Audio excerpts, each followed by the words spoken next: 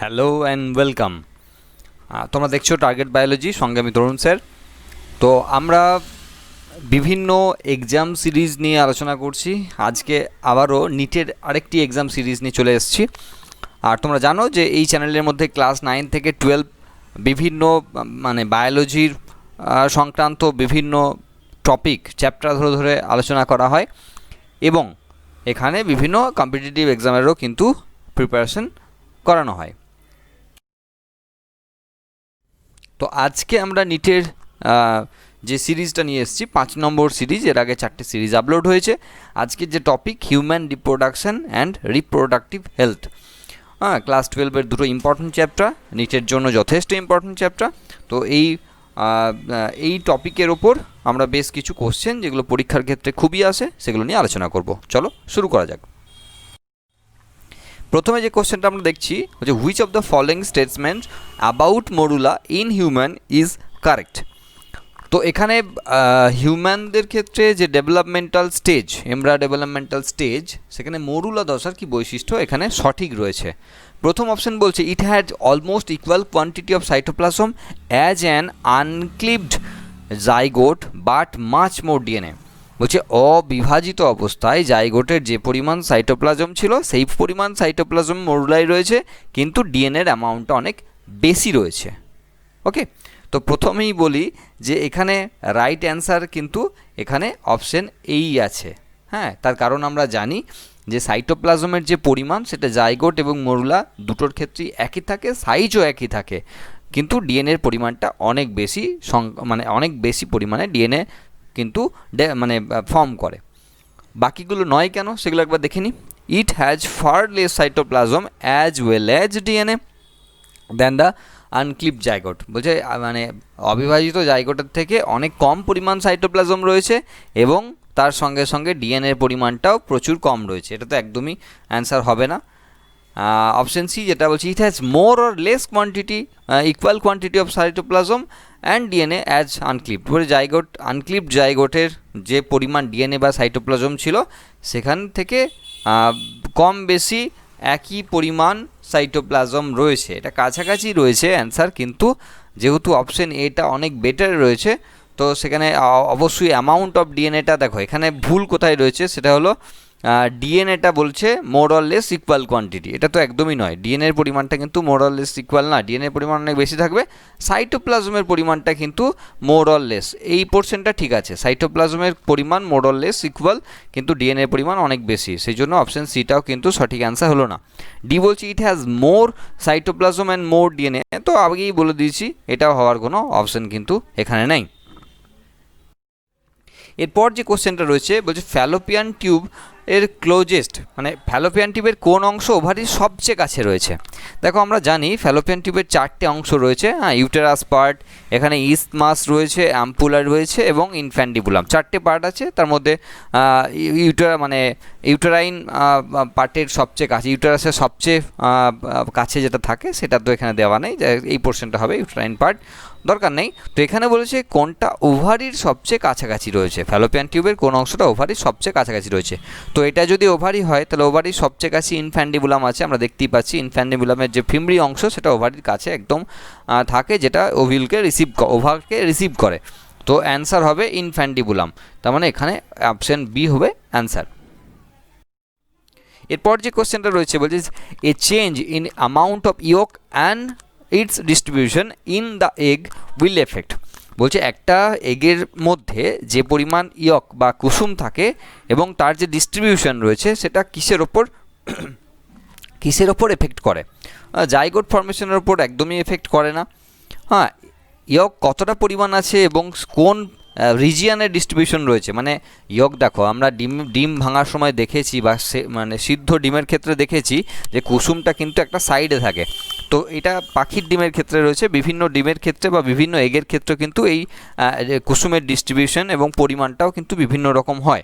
তার উপর ডিপেন্ড করে যেটা হয় সেটা হলো প্যাটার্ন অফ ক্লিভেজ। এখানে অপশন বিটা অ্যান্সার, কারণ কুসুমের কতটা পরিমাণ এবং কতটা পরিমাণ কুসুম রয়েছে এবং কোথায় কুসুমটা রয়েছে তার উপর ডিপেন্ড করে কিন্তু ক্লিভেজটা হয়। তার মানে এখানে 3-এর যে অ্যান্সার সেটা অবশ্যই বি হবে। এখানে বাকিগুলো হলো না, তার কারণ নাম্বার অফ ব্লাস্টোমিয়ার প্রডিউসড, অবশ্যই এটা ডিপেন্ড করে না, এবং ফার্টিলাইজেশন এর উপর কিছুই ডিপেন্ড করে না। নেক্সট রয়েছে fetal ejection reflex in human female. একটা ফিটাস যখন পুরোপুরি ডেভেলপ হয়ে গেছে তখন সেটা বের হওয়ার সময়, মানে বাচ্চাটা প্রসব হওয়ার সময় কোন কোন জায়গাটা মানে অ্যাকচুয়ালি কে ইন্ডিকেশন করে যে বাচ্চাটা পুরোপুরি ডেভেলপ হয়ে গেছে। প্রথম অপশান রয়েছে pressure exerted by amniotic fluid. Amniotic ফ্লুইডের প্রেশার বাড়লো কি কমলো সেটা কিন্তু এই মুহূর্তে মানে ফিটাল ইজেকশনের ক্ষেত্রে মোস্ট ইম্পর্ট্যান্ট ব্যাপার নয়, অবশ্যই ইম্পর্ট্যান্ট ব্যাপার, কিন্তু চারটে অপশান আগে দেখে নিতে হবে বাকি অ্যান্সারগুলো সঠিক হচ্ছে কিনা। Release of oxytocin from pituitary, এটাও কিন্তু অ্যান্সারের মধ্যে পড়ে, কিন্তু অ্যাকচুয়ালি দেখো আরও বাকি দুটো অপশান রয়েছে, সেগুলো একবার দেখে নেওয়া উচিত। হ্যাঁ, কোনটা আগে হচ্ছে সেটাই কিন্তু অ্যান্সারটা হবে। Fully developed foetus and placenta, এটা হবে রাইট অ্যান্সার। তার কারণ যখন ডেভেলপটা পুরোপুরি ফিটাসটা পুরোপুরি ডেভেলপ হয়ে যায় তখনই কিন্তু সেখান থেকে সিগন্যাল যেতে শুরু করে, সেখান থেকে এবং প্লাসেন্টা থেকে সিগন্যাল যেতে শুরু করে, তারপরে কিন্তু অক্সিটোসিন রিলিজের কথাটা আসে এবং সেখানে কিন্তু অ্যামনিওটিক ফ্লুইডের পরিমাণটা বাড়ার কথাও আসে। কিন্তু এখানে যেহেতু অপশান সিটা প্রথম হয়, সেই জন্য অ্যান্সারটা অবশ্যই অপশান সি হবে। ডি এর কোনো ব্যাপার নাই, মেমোরি গ্ল্যান্ডসের সঙ্গে ডাইরেক্ট কোনো সম্পর্ক নাই, তার মানে অ্যান্সার সি হবে এখানকার, মানে অপশান সি হবে এখানকার রাইট অ্যান্সার। নেক্সট যে কোশ্চেন রয়েছে, which one of the following is most likely reason of not occurring regular menstruation cycle in females. ফিমেলদের ক্ষেত্রে যদি রেগুলারলি মেনস্ট্রুয়েশন সাইকেল না চলে তার একটি মেন কারণ কি হতে পারে, যদি হঠাৎ করে বন্ধ হয়ে গেছে তো এর মেন কারণ কি হতে পারে। অপশন এ আছে যে ফার্টিলাইজেশন অফ দ্য ওভাম, হ্যাঁ ওভামের ফার্টিলাইজেশন হয়ে গেছে, অপশন এ এখানকার রাইট অ্যান্সার অবশ্যই রয়েছে। তার কারণ দেখো ফার্টিলাইজেশন যদি হয়ে যায় তাহলে মেনস্ট্রুয়াল সাইকেল বন্ধ হয়ে যাবে আমরা জানি, তো সেক্ষেত্রে কিন্তু আর মেনস্ট্রুয়েশন হবে না। বাকিগুলো কেন নয় সেগুলো আমাদের একবার দেখে নেওয়া দরকার। তো এখানে তারপরের যে অপশন রয়েছে maintenance of the hypertrophical endometrium lining, হ্যাঁ মানে এন্ডোমেট্রিয়ামের যে লেয়ার, সেই লেয়ারের পরিমাণ আরও বেশি পরিমাণে বেড়ে গেলে মেনস্ট্রুয়াল সাইকেল বন্ধ হয়ে যায়, এটা অবশ্যই রাইট অ্যান্সার নয়। নেক্সট যেটা রয়েছে maintenance the high concentration of sex hormone in bloodstream, হ্যাঁ ব্লাড স্ট্রিমের মধ্যে হাই লেভেলের যদি সেক্স হরমোনগুলো মেনটেন করতে পারে তাহলে সেক্ষেত্রে মেনস্ট্রুয়াল সাইকেল চলে না, না এমন কথাও ঠিক নয়। আর retention of well developed corpus luteum, হ্যাঁ কর্পাস মানে পুরোপুরি ডেভেলপ করা কর্পাস লিউটিয়াম যদি ক্ষণস্থায়ী হয়ে যায় তাহলে সেক্ষেত্রে menstrual cycle, regular menstrual cycle সেটা বন্ধ হয়ে যায়। তো এই রকমের আনসার কিন্তু নয়, অ্যাকচুয়ালি ফার্টিলাইজেশন হয়ে গেলে কিন্তু মেনস্ট্রুয়াল সাইকেল হঠাৎ করে বন্ধ হয়ে যায়, আমরা সেটা জানি।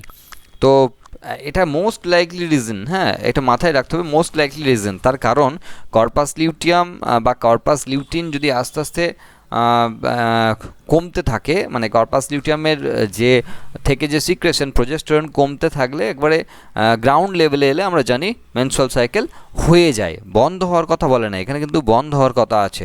তো দুটো জায়গায় কিন্তু খেয়াল রাখতে হবে, একটা মোস্ট লাইকলি রিজন আর একটা নট অকারিং, এইটা রেগুলার মেনস্ট্রুয়েশন, এই দুটো জায়গায় কিন্তু আমাদের একটু খেয়াল রাখতে হবে। নেক্সট যে কোশ্চেন রয়েছে সেমিনাল প্লাজমাতে কী কী রয়েছে হিউম্যানদের ক্ষেত্রে, অবশ্যই এখানে যে অপশানগুলো রয়েছে ফ্রুক্টোজ, ক্যালসিয়াম এবং সার্টেন এনজাইম, বাকিগুলো দেখা যাক একবার।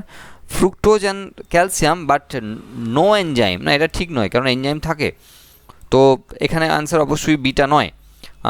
অপশান সি বলছে glucose and certain enzyme no calcium, না ক্যালসিয়াম তো অবশ্যই প্রচুর পরিমাণ আছে, সেই জন্য এই অপশানটাও কিন্তু সঠিক অ্যান্সার নয়। এখানে পুয়ার ইন ক্যালসিয়াম, এই লাস্ট দেখলেই আমরা বুঝতে পারবো যে এটাও কিন্তু সঠিক অ্যান্সার নাই, তার মানে এখানে ফ্রুক্টোজ আছে, ক্যালসিয়াম আছে এবং সার্টেন এনজাইম আছে, অপশান এ হলো রাইট অ্যান্সার। নেক্সট যেটা রয়েছে এখানে একটা ফিগার দেওয়া আছে, ফিগারের কোন পার্টটা কী সেটা বলা আছে। তো এখানে অপশন এ যেটা রয়েছে আমরা দেখতেই পাচ্ছি এটা একটা ভাস্ট ডিফারেন্সের অংশ রয়েছে, অপশন এ হলো ভাস্ট ডিফারেন্সের অংশ। তো সেক্ষেত্রে যারা ফিমেল রিপ্রোডাক্টিভ সিস্টেমকে খুব ভালো করে পড়েছে তাদের ক্ষেত্রে অবশ্যই এটা কোনো ব্যাপারই না। বিয়ের যে অপশানটা এখানে রয়েছে, বিয়ের যে ইন্ডিকেশন এখানে করা রয়েছে সেটা এখানে দুটো গ্ল্যান্ডের কথা বলা হয়েছে, এখানে একটা এবং এখানে একটা গ্ল্যান্ডের কথা বলা হয়েছে। তো এই গ্ল্যান্ডটি অবশ্যই দেখে বোঝা যাচ্ছে যেটা সেমিনাল ভেসিকেল রয়েছে, এই গ্ল্যান্ডে কিন্তু সেমিনাল ভেসিকেল রয়েছে। এগুলো বোঝানোর কিছু নেই, যে মানে এগুলো একটু ডায়াগ্রাম দেখে অবশ্যই শিখতে হবে। সি এর যে অপশান রয়েছে অবশ্যই এই জায়গাতে ইন্ডিকেশনটা ভালো করে বুঝবে। এখানে ইন্ডিকেশনটা করা রয়েছে, কিন্তু ডাইরেক্ট ইন্ডিকেশনটা এখানে করানো আছে। তো এটা প্রোস্টেট গ্ল্যান্ড, আমরা জানি গোটাটা মিলে একটি প্রোস্টেট গ্ল্যান্ড থাকে।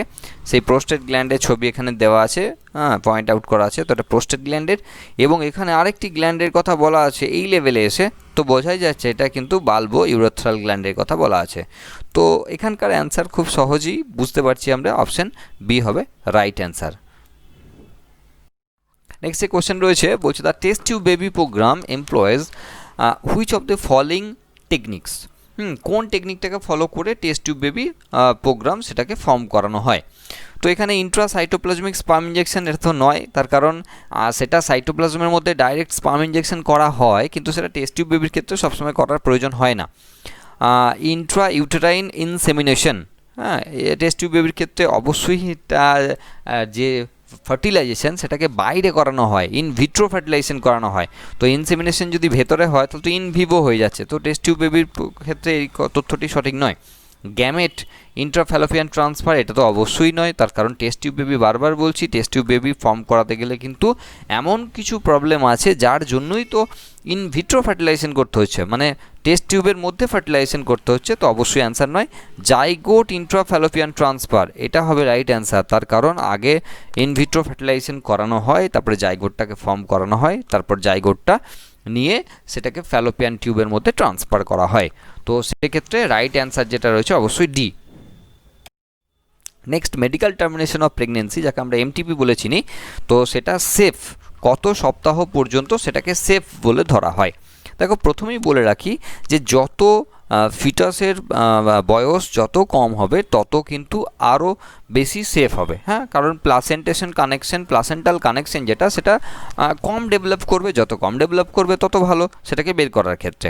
তো সেক্ষেত্রে 6 উইকস বা 8 উইকস অ্যান্সার হতেই পারতো, কিন্তু যেহেতু একটা নির্দিষ্ট স্ট্যান্ডার্ড সিস্টেম দেওয়া আছে যে কত সপ্তাহ পর্যন্ত সেফ, আমরা বলা নেই কোশ্চেনটা যে কতটা করলে সবচেয়ে ভালো হবে, এটা বলা নেই, কত সপ্তাহ পর্যন্ত সেফ সেটা বলা আছে। তো 12 সপ্তাহ পর্যন্ত সেলফ, 20 বা 24 সপ্তাহ পর্যন্ত করা যায়, কিন্তু সেটা রিক্সি জায়গায় চলে যায়। 18 উইক সেখানে কখনোই হবে না, তার কারণ 12 সপ্তাহ পরে গেলে সেটা আস্তে আস্তে রিক্সি পিরিয়ড চলতে আরম্ভ করে। তো 12 সপ্তাহ পর্যন্ত মানে সেফ। অ্যাকচুয়ালি এই জায়গাটা কিন্তু খেয়াল রাখতে হবে, কনসিডার সেফ আপ টু, হ্যাঁ, কত পর্যন্ত, তোমাকে কতই করে নিলে ভালো হবে সেটা বলা নাই, সেটা তো 6 সপ্তাহে করে নিলে ভালো হয়, হ্যাঁ, তারপরে রিক্স হবে 8 সপ্তাহ করলে, তারপরে 12 সপ্তাহ, তারপরে 18 সপ্তাহ, সবগুলোতেই করা যাবে, সেটা ব্যাপার না, কিন্তু কত সপ্তাহ পর্যন্ত সেফ, অবশ্যই 12 সপ্তাহ পর্যন্ত। নেক্সট যে কোশ্চেনটা রয়েছে সেটা হলো in vitro fertilisation technique involves transfer of one of the following into fallopian tube. In vitro ফার্টিলাইজেশনের ক্ষেত্রে ফার্টিলাইজেশন কিন্তু করানো হবে ইন ভিট্রো, হ্যাঁ, মানে বাইরে ফার্টিলাইজেশন করানো হবে, এবং সেটাকে যখন ট্রান্সফার করা হচ্ছে ফ্যালোপিয়ান টিউবের মধ্যে ট্রান্সফার করা হচ্ছে, এই জায়গাটা কিন্তু খুব খেয়াল রাখতে হবে। অবশ্যই ফ্যালোপিয়ান টিউবের মধ্যে যখন ট্রান্সফার করছি তখন সেটা অবশ্যই জাইগোট বা আর্লি এমব্রায়ো স্টেজে, মানে অ্যাকচুয়ালি মরুলা পর্যন্ত তো ফ্যালোপিয়ান টিউবে থাকতে পারবে, তারপরের স্টেজগুলো তো ফ্যালোপিয়ান টিউবে থাকার মতো নয়। তো সেক্ষেত্রে জাইগোট হতেই পারতো, কিন্তু শুধু জাইগোটকে নয়, মরুলাকেও করা যায়, সেই জন্য অপশান এটা হচ্ছে না, এটা রাইট অ্যান্সার হচ্ছে না। এমব্রায়ো অনলি বলা আছে আপ টু 8 সেল, না শুধু এমব্রায়ো নয় জাইগোটকেও করানো যেতে পারে, সেই জন্য এটাও অ্যান্সার হচ্ছে না। এমব্রায়ো অফ 32 সেল স্টেজ, না 32 সেল স্টেজ যখন হবে তখন ব্লাস্টুলা দশা, তখন ইউটারাসের মধ্যে চলে গেছে, তো এটাও রাইট অ্যান্সার হবে না। তাহলে এখানে হয় জাইগোট, নাহলে মরুলা অবধি 8 সেল অবধি মরুলা, তো অপশন বি হবে রাইট অ্যান্সার। নেক্সট বলছে the permissible use of technique amniocentesis কী জন্য করা হয়। আমরা জানি অ্যামনিওসেন্টেসিসের ক্ষেত্রে যে ফ্লুইডটা নেওয়া হয় সেই ফ্লুইডটা থেকে আগে সেলগুলোকে আলাদা করে নেওয়া হয়, এবং সেই সেলের মধ্যে যে নিউক্লিয়াস আছে তার মধ্যে যে ক্রোমোজোম আছে সেই ক্রোমোজোমগুলোকে নিয়ে স্টাডি করা হয়, এবং সেখানে জেনেটিক কোনো অ্যাবনর্মালিটি আছে কিনা সেটাই কিন্তু সেখানকার বিষয়বস্তু হয়। তো এর আর বাকি অপশানগুলো একবার দেখে নিই। Detecting sex of unborn foetus, হ্যাঁ, অ্যাকচুয়ালি দেখো পারমিসিবল ইউজ বলা আছে, হ্যাঁ, তো মানে পারমিট করবে এমনই না। আমাদের দেশের ক্ষেত্রে যেহেতু এটা ফিটাসের লিঙ্গ নির্ধারণ অবশ্যই ঠিক আছে, কিন্তু আমাদের দেশের ক্ষেত্রে এটা আইনের বিরুদ্ধে, সেই জন্য এটাকে আমরা অ্যান্সার করতে পারি না। আর্টিফিশিয়াল ইনসেমিনেশনের সঙ্গে কোনো মানে কোনো রিলেশনই নেই। Transfer of embryo into uterus এর সঙ্গেও কিন্তু সারোগেট মাদারের অ্যাকচুয়ালি কোনো সম্পর্ক নয়। অ্যামনিওসেন্টেসিস অনেক পরে করা হয়, তো এখানে সারোগেট মাদারের সঙ্গে কোনো সম্পর্ক নয়, জেনেটিক অ্যাবনর্মালিটি ডিটেক্ট করার জন্যই কিন্তু করা হয়। নেক্সট যে কোশ্চেনটা রয়েছে কারেক্ট সিকোয়েন্স বলতে বলা আছে স্পারমাটোজেনেটিক চেঞ্জ। হ্যাঁ, তো সেক্ষেত্রে একটা ম্যাচিওর স্পার্ম তৈরি করতে গেলে টেস্টিসের মধ্যে কী কী স্টেজকে ফলো করে, এটা হলো কোশ্চেন এখানকার। তো আমরা জানি প্রথমেই স্পারমাটোগোনিয়াল সেল থাকে, সেখান থেকে স্পারমাটোসাইট তৈরি হয়, তার উপর ডিভিশন হয়, দিয়ে স্পারমাটিড তৈরি হয় এবং সেখান থেকে স্পারমাটোজোয়া তৈরি হয়। তো সবগুলো অপশন এই ক্ষেত্রে দেখার কোনো প্রয়োজন নেই, তার কারণ রাইট সিকোয়েন্স আমরা অবশ্যই যারা হিউম্যান রিপ্রোডাকশন পড়েছে তারা জানে। যদিও কোশ্চেনগুলো কিন্তু নিটের ক্ষেত্রে খুব ইম্পর্টেন্ট কোশ্চেন, এমন নয় যে সমস্ত শক্ত কোশ্চেন আসবে। 50% বা 45% কোশ্চেন তো সবার জন্য করার মতো, তো সেখানে ইজি কোশ্চেনও 45% তো থাকবেই। তো সেক্ষেত্রে রাইট অ্যান্সারের যে সিকোয়েন্স সেটা অবশ্যই অপশান বি।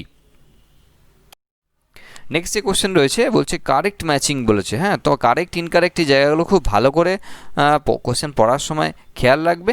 তো মেনস্ট্রুয়াল সাইকেলের ক্ষেত্রে কারেক্ট ম্যাচিং কোনটা দেওয়া আছে, কি বলছে অপশান এর ক্ষেত্রে বলছে যে ওভিউলেশনের সময় কি বলছে LH FSH পিক পয়েন্টে থাকে আর sharp fall of secretion progesterone. না দেখো, অ্যাকচুয়ালি এটা ঠিক অবশ্যই, কিন্তু প্রোজেস্টেরনের সার্ভ ফল হওয়ার কোনো চান্সই নাই, তার কারণ ওভিউলেশনের পরে পরে প্রোজেস্টেরনের মাত্রা বৃদ্ধি পেতে শুরু করবে, তো এখানে এই জায়গাটা ভুল আছে। প্রলিফারেটিভ স্টেজে কি বলছে র্যাপিড জেনারেশন অফ মায়োমেট্রিয়াম এবং যেটা দেওয়া আছে ম্যাচুরেশন অফ গ্রাফিয়ান ফলিকাল। হ্যাঁ, এখানে মায়োমেট্রিয়ামের সঙ্গে কোনো সম্পর্কই নাই, এন্ডোমেট্রিয়ামের সঙ্গে সম্পর্ক, তো এখানে অপশানটা অবশ্যই সঠিক হচ্ছে না। সি বলছে ডেভেলপমেন্ট অফ কর্পাস লিউটিয়াম, কি বলছে সিক্রেটারি ফেজ এবং increase the secretion of progesterone, এটা কিন্তু রাইট অ্যান্সারের মধ্যে পড়ছে, কারণ কর্পাস লিউটিয়াম যখন ডেভেলপ করবে সেখানে সিক্রেটারি ফেজ চলবে এবং সেখানে প্রোজেস্টেরন লেভেল বাড়বে, তার কারণ কর্পাস লিউটিয়াম থেকেই প্রোজেস্টেরন সিক্রেশন হয়। আর মেনস্ট্রুয়েশনের সময় কি বলেছে breakdown of myometrium and ovum not fertilised, myometrium নয় ওভাম নট ফার্টিলাইজড তো অবশ্যই হয়, মেনস্ট্রুয়েশনের ক্ষেত্রে বেরিয়ে যায় যেটা ফার্টিলাইজ হয়নি সেই ওভামটা, কিন্তু মায়োমেট্রিয়াম কখনো ব্রেকডাউন হয় না, এন্ডোমেট্রিয়াম ব্রেকডাউন হয়। তো এখানে রাইট অ্যান্সার কিন্তু একমাত্র অপশান সি রয়েছে। নেক্সট যেটা রয়েছে in humans at the end of the first meiotic division the male germs differentiate into. হ্যাঁ, আমরা জানি যে ফার্স্ট মিওটিক ডিভিশন হয় প্রাইমারি স্পারমাটোসাইটের উপর এবং সেখান থেকে যা তৈরি হয় সেটা হলো সেকেন্ডারি স্পারমাটোসাইট। তো অপশন বি এখানকার রাইট অ্যান্সার, বাকিগুলো তো নয় আমরা জানি। প্রাইমারি স্পারমাটোসাইটের উপর ফার্স্ট মিওটিক ডিভিশন হয় এবং সেখান থেকে তৈরি হয় সেকেন্ডারি স্পারমাটোসাইট, সেটাই জানতে চাইছে যে ফার্স্ট মিওটিক ডিভিশনের পর কী তৈরি হয়, সেকেন্ডারি স্পারমাটোসাইট তৈরি হয়। নেক্সট যে কোশ্চেন রয়েছে which extra embryonic membrane in humans prevents desiccation of the embryo inside the uterus. ইউটেরাসের মধ্যে এমব্রায়ো যখন রয়েছে তখন তাকে ডেসিকেশন বা ঝরে পড়ার হাত থেকে কে বাঁচায়? অবশ্যই এটা ইনফরমেটিভ কোশ্চেন, ডি হবে অ্যান্সার। তার কারণ আমরা জানি যে বাইরের দিকের যে অ্যামনিওটিক ফ্লুইড রয়েছে তার বাইরে অ্যামনিয়ন লেয়ার রয়েছে, মানে অ্যামনিয়ন লেয়ার এবং এমব্রায়োর মাঝে রয়েছে অ্যামনিওটিক ফ্লুইড।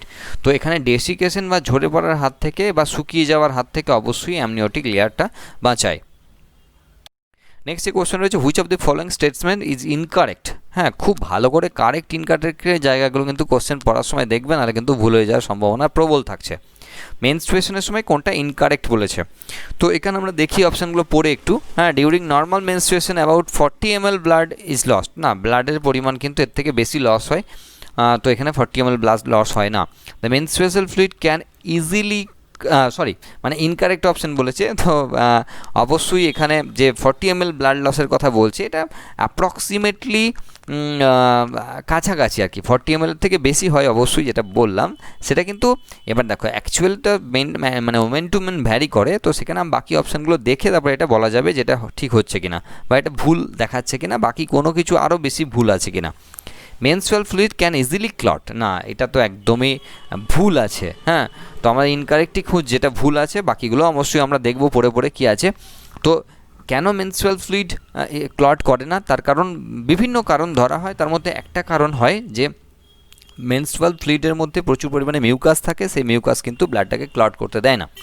2 নম্বর, এই ব্লাডের মধ্যে কিছু অ্যান্টিকোয়াগুলেন্ট থাকে যার জন্য ব্লাডটাকে ক্লট করতে দেয় না, এবং ব্লাডের স্পিড বেশি থাকার জন্য ব্লাড ক্লট করতে দেয় না। এই 3টে কারণ কিন্তু মেনলি ধরা হয় এখানে, কিন্তু ইজিলি ক্লট করা বলা আছে, তো এখানে অ্যান্সার তো হবেই না এটা।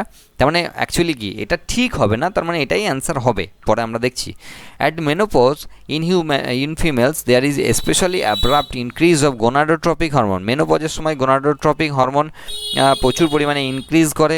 এটা তো অ্যাকচুয়ালি দেখে অ্যাব্রাপ্ট বলেছে, হ্যাঁ, ইনক্রিজের আগে অ্যাব্রাপ্ট কথাটি আছে, মানে প্রচুর পরিমাণে যে গোনাডোট্রপিন হরমোন সেটা মেনোপজের সময় বাধাপ্রাপ্ত হয়। এটা কিন্তু ঠিক আছে, মানে স্টেটমেন্টটা ঠিক আছে। The beginning of the cycle of menstruation is called মেনার্কি।